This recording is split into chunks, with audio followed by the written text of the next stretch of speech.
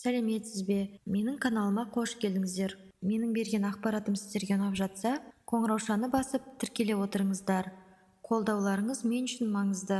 Бүгін сіздерге фисташканың пайдалы қасиеттері туралы айтатын боламын. Фисташка дегеніміз пісте жасыл жаңғақтар придоксинге өте бай және де В6 дәруменіне жатады. Бұл зат біздің денемізге қан жасушаларын жасау, жүйке жасушалары арқылы глюкозаны ассимиляциялау, ағуыз және майдың метаболизмін реттеу үшін қажет.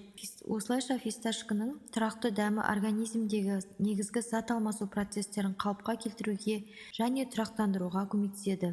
Жүйке және қан айналым жүйелерінің қалыпты жұмысын қамтамасыз етеді. В витамині бар. Фисташканың құрамында макро және микроэлементтер бар.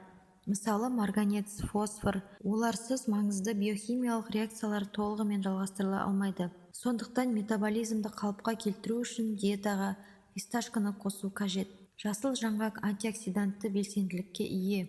Бұл пистайлер әйелдер үшін пайдалы. Ядролар феноликалық қосылыстар мен Е дәрумені көп мөлшерде тасымалданады. Олар бос радикалдарды бейтараптандырып, олардың жасушаларының мембраналарын бұзуға жол бермейді. Сондықтан фисташканы үнемі асыға күтетін ханымдар өздерінің жастарын ұзағырақ сақтайды. Кейбір адамдар пайдалы пісте ерлерге қаншалықты пайдалы екенін біледі.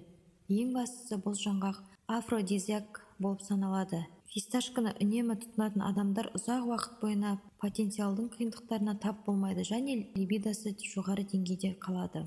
Сонымен қатар, осы жаңғақ ядросында полиқанықпаған май қышқылдары бар. Олар зиянды холестеринді төмендетеді, сондықтан ферменттер атеросклерозбен күресуге көмектеседі.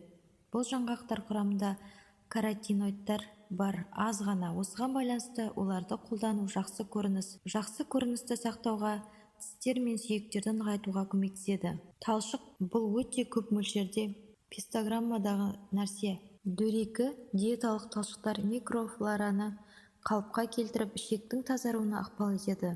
Сондықтан, егер сіз осы жаңғақтарды жақсы көретін болсаңыз, онда ас қорыту проблемасы болмайды. Ақыл оймен айналысатын адамдарға, сондай-ақ бұл жаңғақтар бауырдың жұмысын қалыпқа келтіреді. Сондықтан бауыр шабақтарын тапқандарға олардың диеталарына пистограмма қосуға кеңес береді. Пистограмма қашан зиянды болады? Сізге мәзіріңізге фисташка қосудың көптеген себептері бар. Олардың артықшылықтары керемет, бірақ олар артық пайдаланылған жағдайда қиын. Сізге мәзіріңізге фисташка қосудың көптеген себептері бар.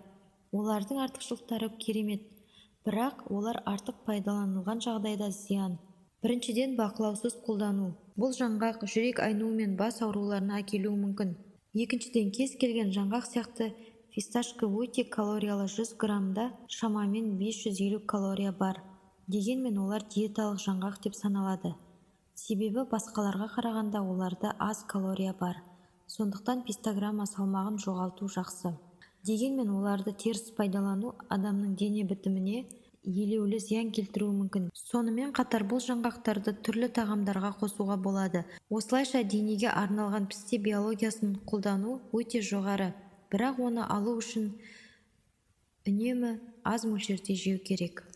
Бүгінге фисташка туралы берген ақпаратым осымен аяқталды. Сіздерге ұнап жатса, қоңыраушаны басып тіркеле отырыңыздар.